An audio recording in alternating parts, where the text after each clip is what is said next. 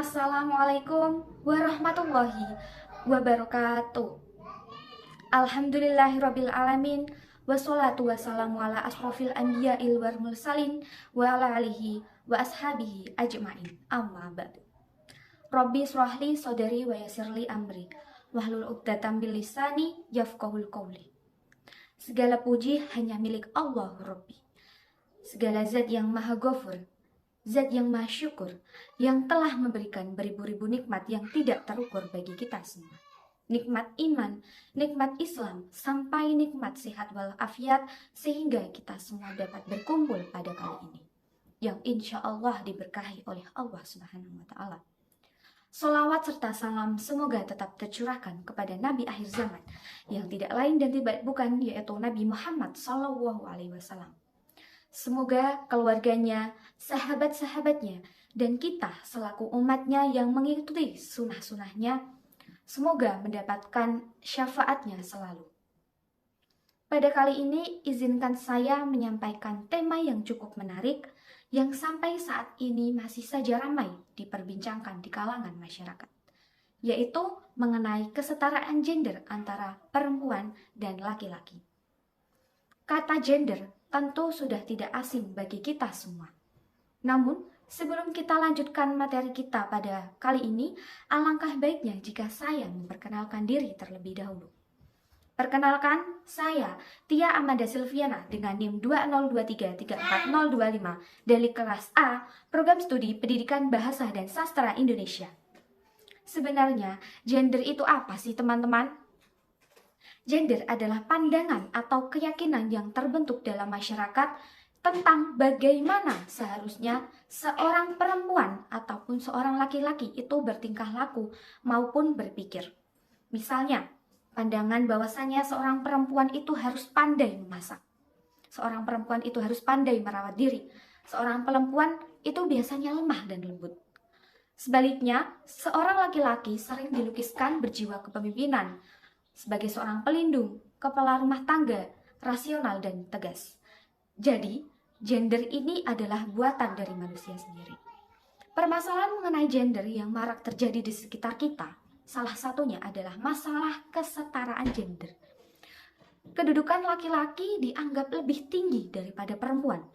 Padahal, kesetaraan gender adalah kesamaan bagi seorang laki-laki dan seorang perempuan untuk memperoleh kesempatan serta hak-haknya sebagai manusia. Menurut Fah Al-Razi, yaitu seorang pengarang kitab Al-Tafsir Al-Kabir, tidak ada seorang pun anak manusia yang lahir di muka bumi ini yang tidak berikrar atas keberadaan Tuhan Yang Maha Esa. Dan ikrar mereka disaksikan oleh para malaikat. Sejak awal sejarah manusia dalam Islam tidak dikenal dengan adanya diskriminasi kelamin. Laki-laki dan perempuan itu sama, menyatakan ikrar ketuhanan yang sama juga. Sesuai dengan apa yang dijelaskan dalam Al-Quran, Quran Surat Al-Hujurat ayat 13. Bismillahirrahmanirrahim. Ya ayyuhan nasu inna khalaqnakum min zakari wa unsa wa ja'alnakum su'ubaw wa qabaila lita'arufu. Inna akramakum indallahi atqakum. Innallaha alimun khabir. Sebagaimana artinya adalah, hai manusia, sesungguhnya kami menciptakan kamu dari seorang laki-laki dan seorang perempuan, dan menjadikan kamu berbangsa-bangsa dan bersuku-suku, supaya kamu saling mengenal. Sesungguhnya orang yang paling mulia di antara kamu di sisi Allah ialah orang yang paling takwa di antara kamu. Sesungguhnya Allah Maha Mengetahui lagi Maha Mengenal. Maksud dari ayat ini adalah laki-laki dan perempuan itu diciptakan untuk saling mengenal dan saling melengkapi. Perbedaan ini gunanya itu untuk mengenal, bekerja sama, dan memberikan manfaat, bukan untuk saling menghina atau merendahkan. Dan perbedaan yang mendasari antara kedudukan manusia adalah dari sisi ketakwaannya.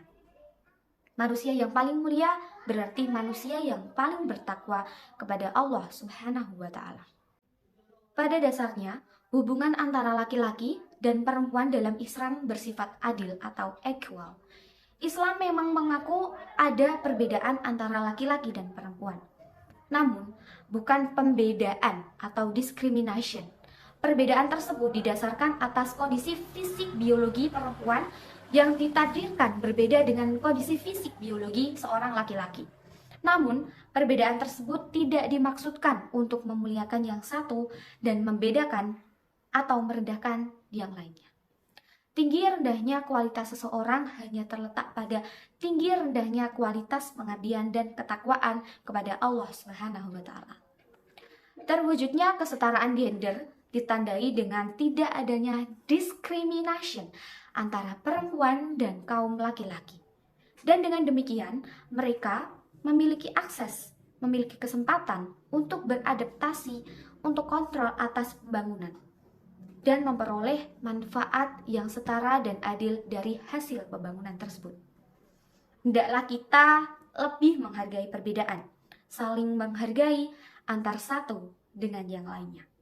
Karena sesungguhnya perbedaan adalah untuk saling mengenal, untuk saling melengkapi, dan untuk saling bekerjasama, serta untuk memberikan manfaat, bukan untuk menghina ataupun merendahkan. Cukup sekian pidato dari saya. Semoga apa yang saya sampaikan dapat bermanfaat bagi kita semua. Tentunya kesempurnaan itu hanya milik Allah Subhanahu wa taala. Karena itu, saya memohon maaf atas ucapan atau tindakan yang kurang berkenan di hati teman-teman semua. Terima kasih atas perhatiannya. Wabihil taufik wal hidayah waridho wal inayah wal afnu minkum. Wassalamualaikum warahmatullahi wabarakatuh.